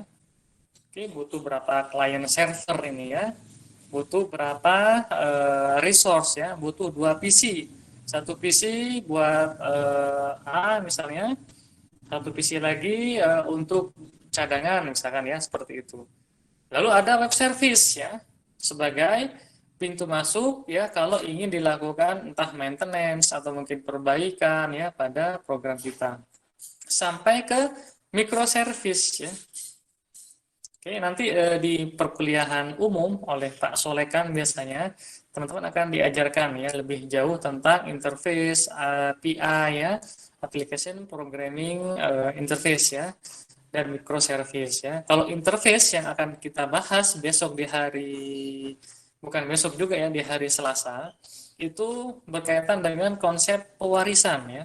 Ada suatu abstrak kelas ya, ada suatu induk kelas ya, ada suatu interface ya. Jadi bukan interface seperti user interface design ya, tapi ya lebih ke arah semacam kelas dia nanti di bahasa pemrograman Java. Lalu integration testing ya, yakni di kesalahan umum ya. Misalnya dia kesalahan data ya, data hilang atau tipe data yang keliru ya. Oke. Kalau kita memberikan tulisan angka 1 2 3 tapi diapit dengan tanda petik 2, itu berarti bukan angka tapi adalah string ya. Oke. Seperti ini ya. Kalau sudah diapit dengan tanda petik 2, ini di Java ya. Kalau di Python bisa tanda petik 2 atau tanda petik 1 ya, atau mungkin tanda petiknya 1 dan 2 ya, digabung ya seperti itu ya. Seakan-akan 3 tanda petik ya. Atau mungkin pada kesalahan urutan pemanggilan antarmuka ya. Bisa dicek juga di situ ya. Lalu adanya kegagalan atau failure ya, komunikasi antar komponen. Oke. Kenapa? Ya, sama seperti kalau kita di bahasa pemrograman Java mempelajari contoh public static void main ya. Kalau kita hapus public staticnya, ya, void main tersebut bisa dilakukan kompilasi, tapi tidak bisa dilakukan eksekusi karena tidak dikenali metode utama ada di mana nih. Ya, metode utama yang dikenal adalah public static void main string array argument. Ya, semuanya pernah kita bahas ya.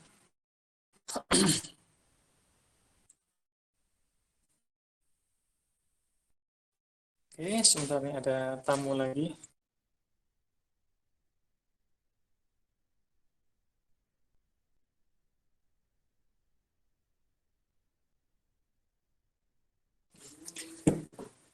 Oke, lanjut ya. Lalu ada kesalahan asumsi tentang makna satuan atau nilai batas yang dikirimkan antar komponen ya. Saya setuju ya.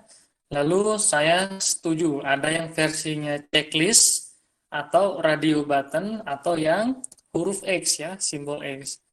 Simbol X di sini menandakan dia tidak setuju atau bagaimana tadi yang saya sampaikan di metode analisis suatu aplikasi, yakni analisis web qual 4.0 itu ada usability, interaction, dan information quality. Nah, ini masuk ke information quality.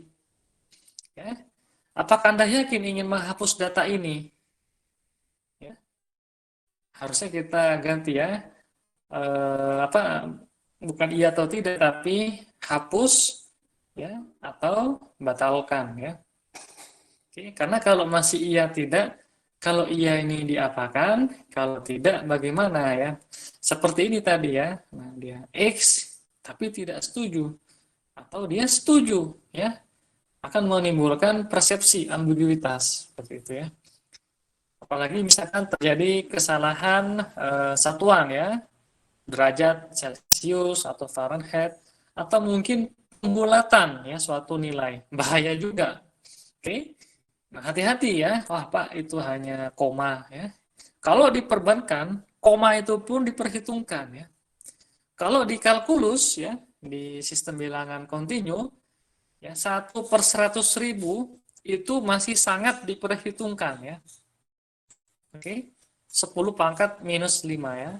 Atau 1/100.000 ya, atau 1/juta maksud saya. Itu pun sama, masih diperhitungkan ya. Jadi tidak seperti yang kita imajinasikan ya, seperti beli bala-bala ya, 2000 dapat 3 gitu ya. Jadi hanya 900-an berapa gitu ya, atau mungkin berapa 600 rupiah sekian. Bukan sederhana seperti itu ya. Apalagi di sistemnya perbankan ya, misalkan 2,7 ya. dengan 2,71 sudah jelas berbeda.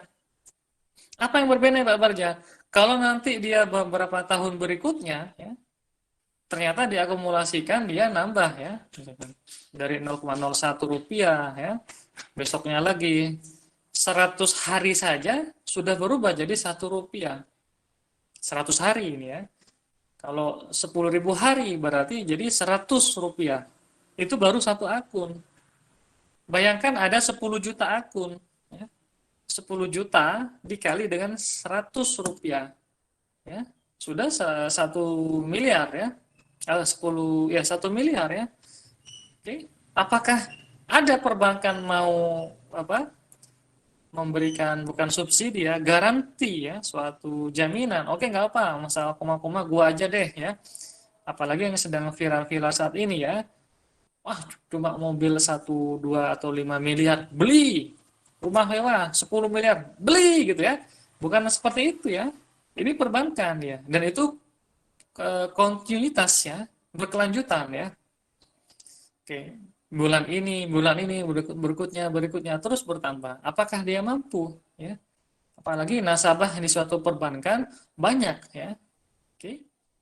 Nah, jadi tolong sampai jangan gampang membulatkan ya ke atas atau membulatkan ke bawah. Kalau dia dibulatkan ke bawah, rugi ya. Kalau dia dibulatkan ke atas, ya ini nilai positif ya.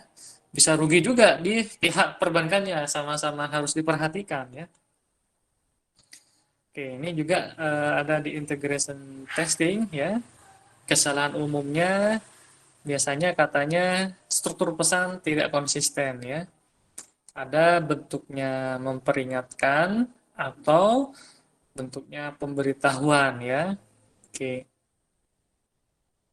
Kenapa dia bisa tidak konsisten? Biasanya eh, kalau bahasa remajanya kurang jauh ya bermainnya ya.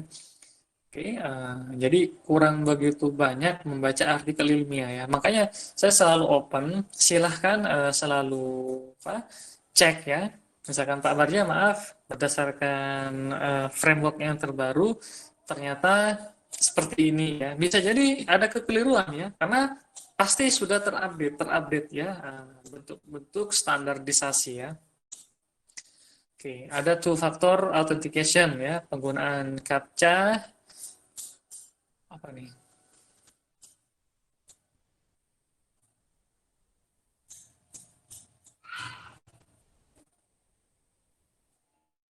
Sebenarnya maksudnya itu cukup tidak mengikuti regulasi keamanan ya. Regulasi keamanan itu kalau pada suatu aplikasi itu ya banyak, ada two factor authentication ya, ada penggunaan CAPTCHA. Oke, atau mungkin semacam 2 ditambah 3 sama dengan berapa gitu ya. Kalau di beberapa aplikasi misalkan ada satu puzzle, silahkan lengkapi puzzle yang mana nih yang cocok untuk gambar berikut misalkan. Itu hanya untuk melengkapi ya. Bisa jadi ada suatu ibaratnya sistem robot ya yang mencoba untuk melakukan denial of service ya untuk melemahkan server. Atau mungkin ada orang mungkin perilakunya seperti robot sistem tadi dia ya, mencoba berulang-ulang ya sehingga bisa tanda kutip ya melemahkan server ya, seperti itu ya. Integration testing yang di teknik pengujian dan penanggung jawab masih merupakan tanggung jawab developer ya. Oke, atau tester yang paham tentang desain arsitektur perangkat lunak ya.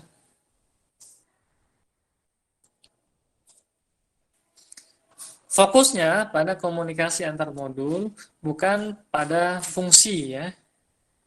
Oke. Jadi dia fokusnya di sini di integration, dia fokus komunikasi antar modul ya. Kenapa?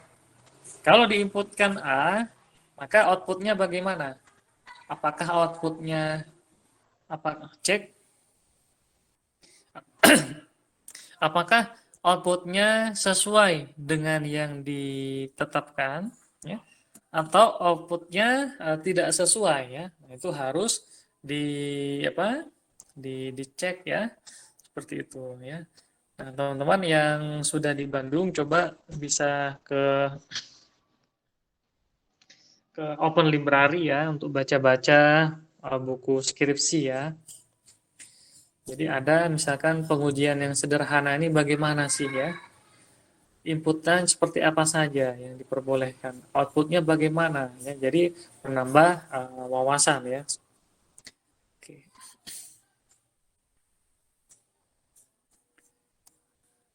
Semakin besar ruang lingkup integrasinya, maka akan semakin sulit untuk memperbaikinya ya. Oke, jelas ya ada biaya ya tambahan ya. Karena ada waktu yang diperlukan untuk melakukan evaluasi. Sistem testing ya di bagian tujuannya fokus pada perilaku dan kemampuan keseluruhan sistem sebagai sebuah produk. Ini sistem testing sudah ya. Basis testingnya apa dia ya? Nah, misalkan spesifikasi kebutuhan sistem dan perangkat lunak ya. Ada laporan analisis resiko, ada skenario cerita user ya, ada perilaku model, state diagram, ya sistem dan user manual. Nah, teman-teman nanti ya sebisa mungkin ya memiliki namanya experience ya, user experience design ya. Misalkan ya menggunakan aplikasi WhatsApp, bagaimana sih dia bisa meneruskan pesan ya, bisa mengunduh video, bisa mengunggah suatu teks ya atau mungkin yang lain ya. Nah, lalu apa pernah terjadi anomali enggak gitu ya?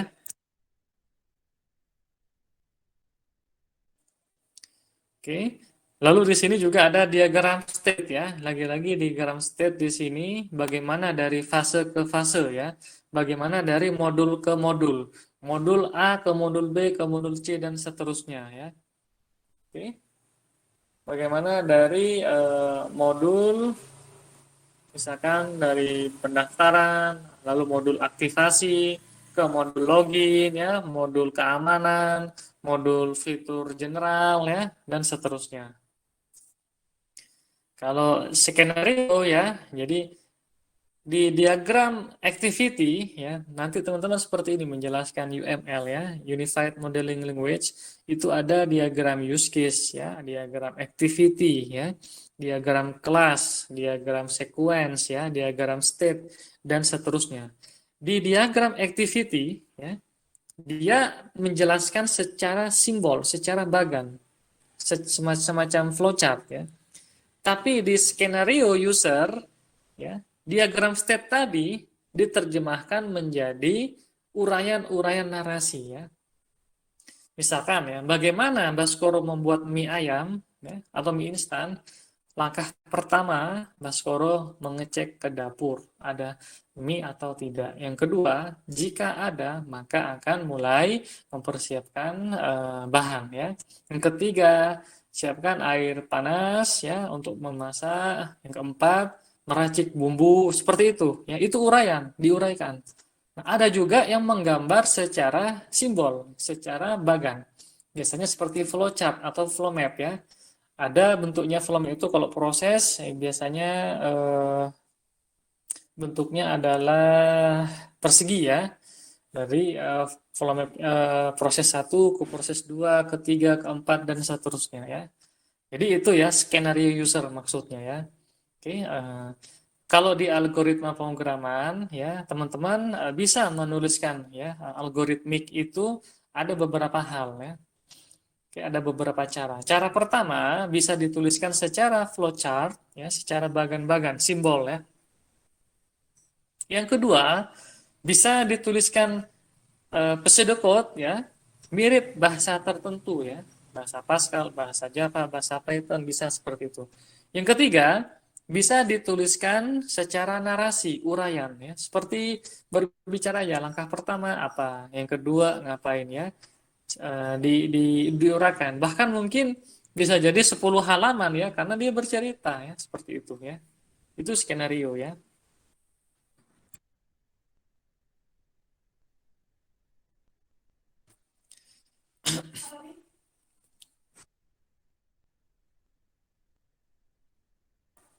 Oke.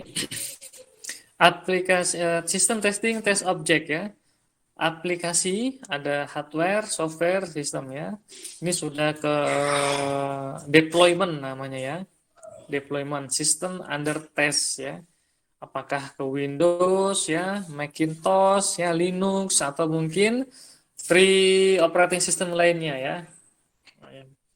Unix mungkin ya atau mungkin yang lain. Oke, dikonfigurasi juga perlu ya sistem dan datanya. Sistem ke testing, kesalahan umum, kesalahan perhitungan ya, ada perilaku fungsional atau non fungsional yang keliru atau tak terduga ya.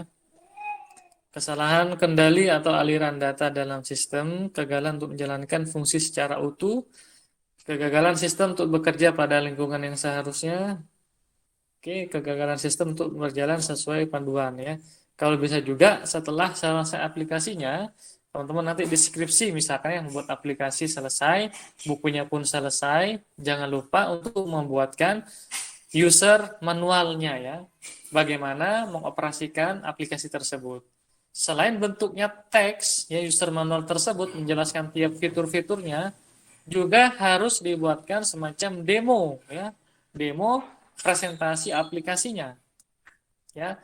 Oke, saya sekarang coba untuk akses sebagai user admin.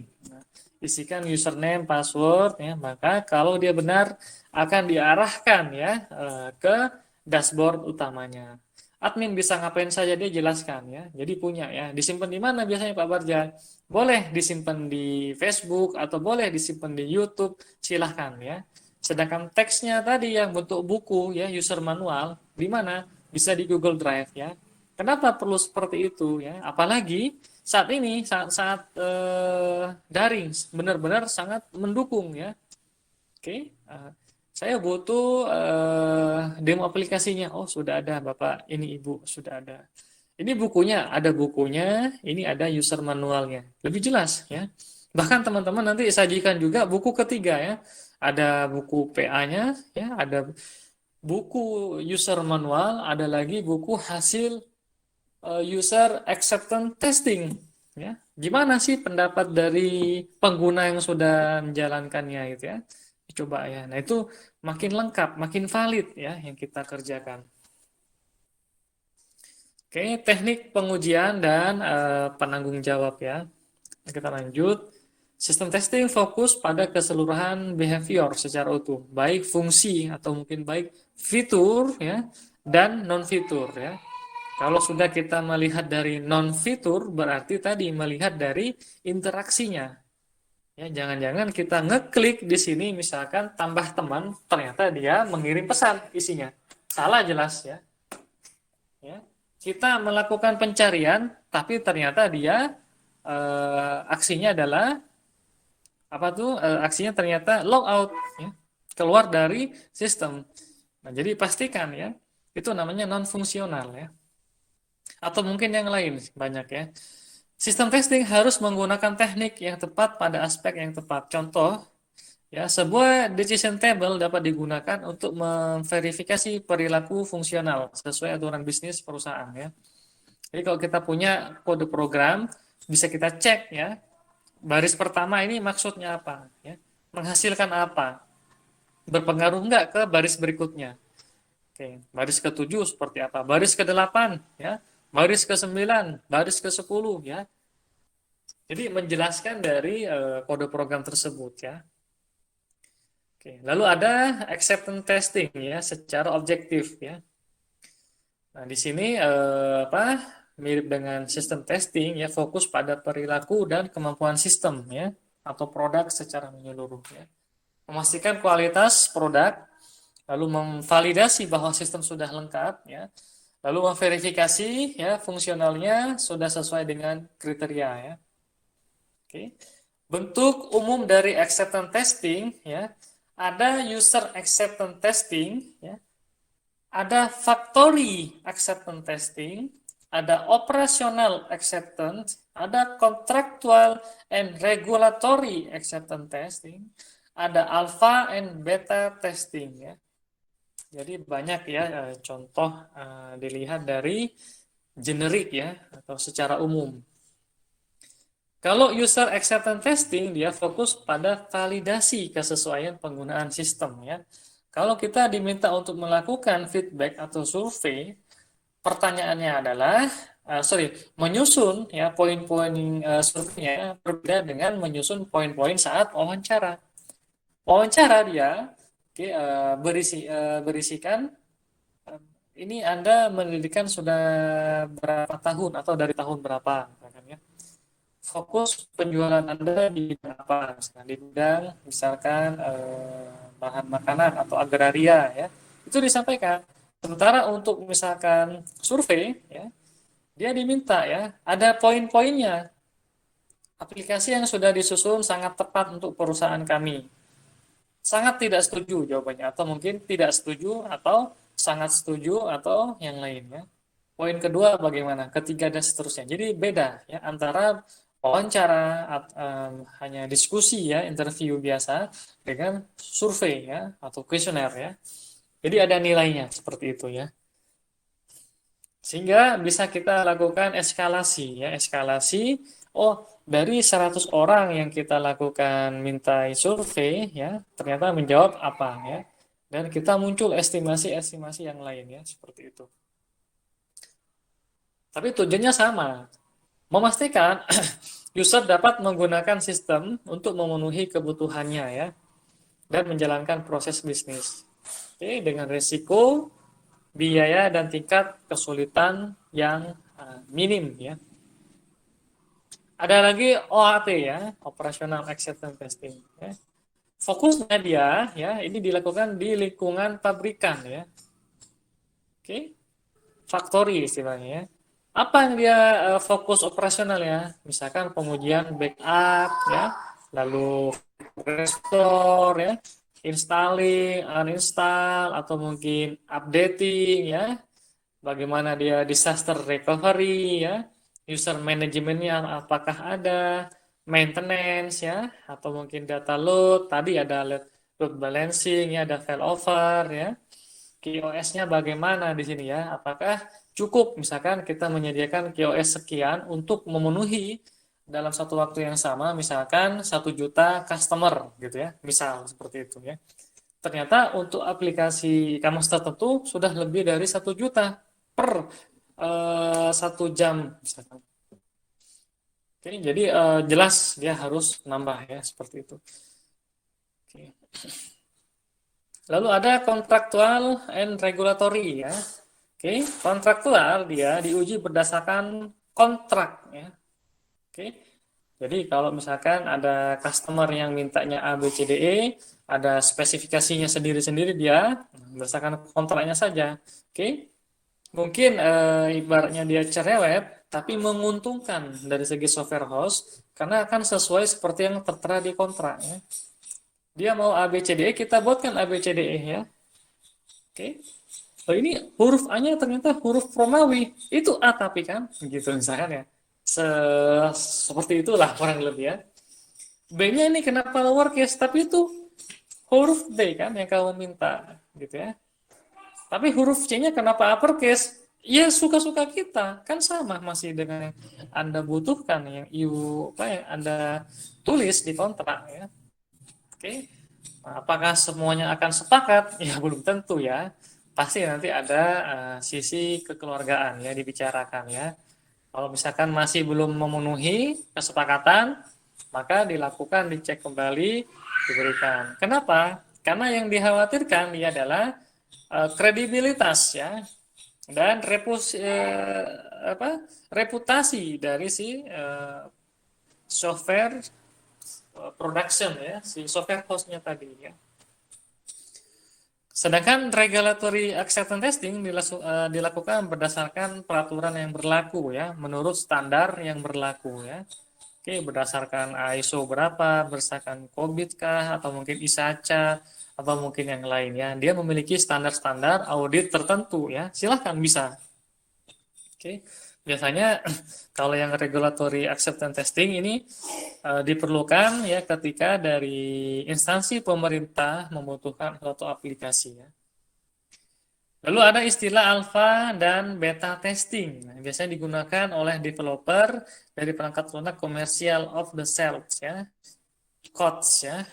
Kalau COTS ini di bahasa program studi D3 RPLA ya, COTS ini coding on the spot ya. Jadi kalau mata kuliah Alprokom misalnya, selain ada ujian asesmen 1, asesmen 2 ada tugas ya, juga ada ujian live coding ya. Coding on the spot, dicek nih ya. Coding on the spotnya bagaimana dia ya? Live code-nya bagaimana? Bisa nggak? Jangan-jangan yang ngerjakan kemarin temannya gitu ya. Ini ada COTS ya. Oke.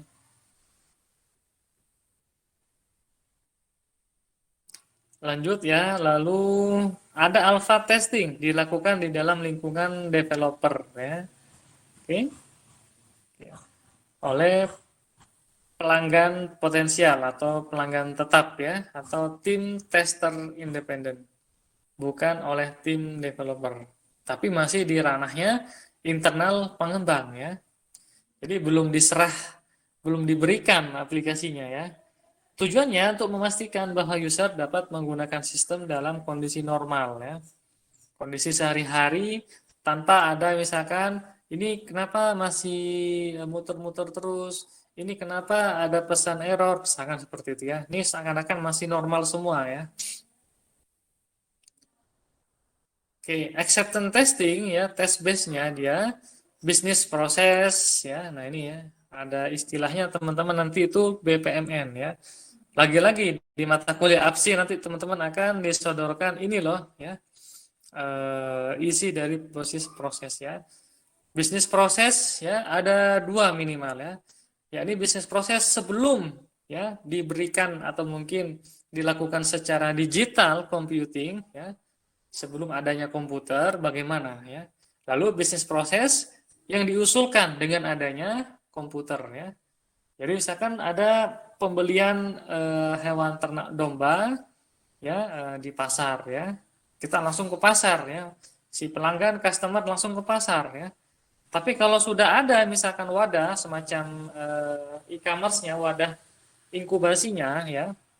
Jadi seperti apa namanya Shopee ya Bukalapak, maka customer cukup berinteraksi di media ya. Jadi bagaimana dampak perubahannya ya? Orang tidak harus ngecek apakah pasar domba atau apa kambing tersebut hari ini buka atau tutup ya. Jadi dia tidak perlu ke tempat tersebut ya. Atau ingin mengecek ada nggak yang berat bersihnya itu yang masih hidup 30 kilo misalnya. Ada nggak? Jadi dia tidak perlu harus datang langsung ya. Jadi ada kejadian bisnis proses sebelum adanya komputer ya, aplikasi dan bisnis proses setelah adanya aplikasi ya. Jadi apa sih yang diperbaharui? Ya banyak ya. Misalkan butuh master data ya. Lalu kecepatan data pasti ada ya. Oke, tanpa harus nanya dulu ya ke bosnya. Bos, ada yang nanya nih ya. Si Baskoro nanya, kambing atau domba Garut yang super masih ada nggak? Oh, sisa 3 katanya dia ya. Berapa harganya satunya? 100 juta ya. Begitu dicek lagi dia dicek, oh tinggal satu ternyata. Nah, itu ya bisa menimbulkan ketidakvalidan ya. Tapi kalau sudah adanya aplikasi ya, orang misalkan pesan dia, maka dia diharapkan yang dia lihat saat itu dia misalkan tinggal 3, maka dia masih bisa melakukan pemesanan ya seperti itu. Lebih cepat ya. Dan memiliki master data ya. Dia tidak lupa kemarin yang mesen nih namanya Baskoro siapa ya? Apa Baskoro Corbuzier atau Baskoro Ahmad ya? Yang mana Baskoronya banyak namanya nih. Dia tidak sampai seperti itu ya, lebih cepat. Ada fitur pencarian, mengurutkan ya dan lain sebagainya. Oke. User or business requirement ya, kebutuhan-kebutuhan ya atau mungkin perlengkapan bisnis ya. Standar ya, kontrak yang legal ya. Terus lagi-lagi disinggung ada use case ya atau mungkin skenario ya. Sistem requirements ya. Contohnya apa? Sistem requirement ya. Aplikasi ini ternyata butuh minimal prosesornya i7 Ya, RAM-nya 4 GB. Oke. Terus apa? Cukup mungkin kayak gitu ya. Gitu. Jadi ada sistem requirement-nya ya. Untuk softwarenya, ya misalkan dia harus sudah terpasang Windows yang 10 ya, misalkan. Yang versi 64 bit misalkan ya. Oke. Nah, lalu ada system or user documentation, ada installation procedure ya, risk analysis reports ya juga ada ya. Oke, ini sudah teman-teman diajak seakan-akan ketika membuat suatu aplikasi, maka harus dilengkapi dengan beberapa report-report yang seperti ini ya. Sehingga emang repot ya, repot. Lalu ada lagi test object ya pada acceptance testing ya. Oke, ini sudah sih sebenarnya proses bisnisnya, recovery system dan hot sites ya untuk keberlangsungan bisnis dan disaster recovery. Oke. Terus proses operasional dan perawatan, ada formulir isian, data produksi ya. Oke. Ada lagi di sini acceptance testing ya. Workflow system tidak memenuhi kebutuhan bisnis atau user. Aturan bisnis tidak terimplementasikan dengan benar, sistem tidak memenuhi kontrak. Oke ya, yang ini benar-benar sudah dirinci ya. Nanti ingatkan dokumennya akan saya bagikan minimal URL-nya lah ya di situ ya. Kegagalan non fungsional seperti kelemahan security, performance yang buruk ya ketika sudah load balancing-nya tinggi ya atau bebannya tinggi. Oke. Atau sistem tidak berjalan dengan baik pada platform yang berbeda ya. Harusnya dia menggunakan platform Windows 64, ini di Windows 32 atau mungkin dia harus di Macintosh doang ya. Nggak boleh di Linux atau mungkin yang lain ya. Jadi harus jelas ya. Karena terkait seperti ini untuk aplikasi di Android terutama itu sangat sensitif ya. Ini harus Android yang 12, ini harus Android yang 11 ya. Ini Androidnya kok hanya bisa Android 8 misalkan ya. Jadi sering terjadi hal tersebut ya. Lanjut ke teknik pengujian dan penanggung jawab pada acceptance testing ya. Acceptance testing ya tanggung jawabnya pelanggan ya, si pengguna ya, pemilik produk ya atau mungkin tokonya, bahkan si administrator ya, operator ya. Atau pemangku kepentingan lainnya. Acceptance testing seringkali dianggap level pengujian terakhir pada model perangkat pengembangan sekuensial ya. Padahal masih dapat dilakukan kembali saat pengujian perangkat lunak ya, COTS diinstal ya. Terdapat pengembangan fungsionalitas baru sebelum pengujian sistem ya. Oke. Maksudnya ya tetap masih bisa dilakukan acceptance testing yang kedua, bisa dilakukan acceptance testing yang ketiga dan seterusnya ya. Oke, hanya untuk meminta feedback ya. Kenapa? Agar bisa diperbaiki sehingga aplikasi berjalan dengan maksimal. Oke, ini ada contoh ya, pernah kita singgung sih ya. Apa nih ya? Pernah kita bahas juga ya, contoh kegagalan sistem ya. Jadi kapal perang Amerika menembak jatuh pesawat komersial Iran ya. Dan di situ ada nyawa ya, 290 penumpang tewas ya. Apa penyebabnya? Oke, antarmuka sistem Aegis dengan ukuran layar 12 inch ya. Oke, dia sistem IFF ya gagal ya menerjemahkan ya kode penerbangan ya, termasuk info kecepatan dan ketinggian pesawat, sehingga dia dianggap semacam pesawat tempur ya, siluman F-14 ya. Oke, hanya keliru menafsirkan sehingga memberikan display output yang berbeda ya, dianggapnya suatu ancaman ya. Oke, jika layar Aegis ini, tapi kita nggak tahu juga ya, apakah memang seperti ini seharusnya ya. Kalau dia misalkan Aegisnya di sini dinamis, tidak hanya terpantau sama ukuran layar di sini dia, oke, mungkin masih bisa selamat ya, semuanya tidak terjadi miskomunikasi ya yang sampai berakibat nyawa ya. Oke, ini dari sumbernya ada ya. channel.stanford ya, .edu ya. Ada seperti ini. Oke ya, ini teman-teman ya yang berkaitan dengan penggunaan perangkat lunak. Oke. Nah, silahkan kalau ada yang hendak bertanya atau mungkin tadi menanggapi ya, atau mengkoreksi ya, bila ada kekeliruan ya, seperti itu. Monggo, silakan. Ada Dimas ya, Siti ya, silakan teman-teman.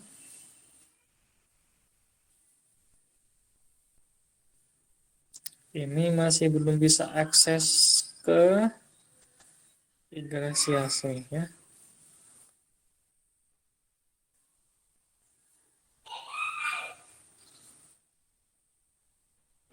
Kenapa tidak bisa?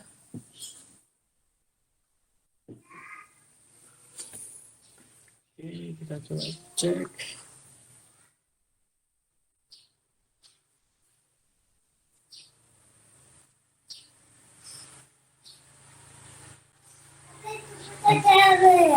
Iya, iya.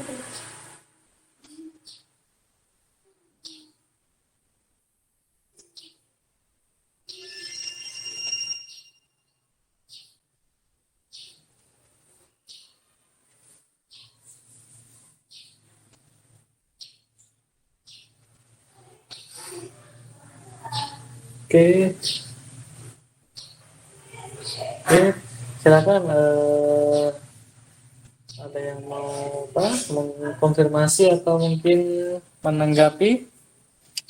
Ini karena tidak bisa Igrasiasnya ya, masih belum bisa saya lakukan presensi ya, khusus di hari ini saja ya. Tapi Imam Mubin sudah hadir ya, Imam ya.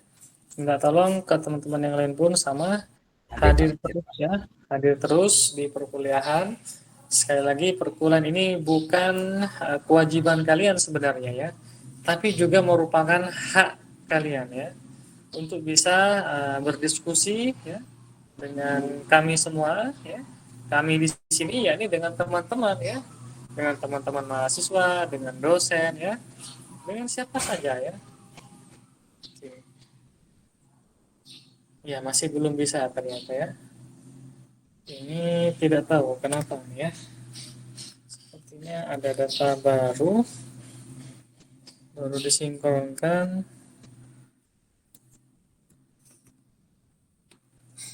Masih belum bisa ya.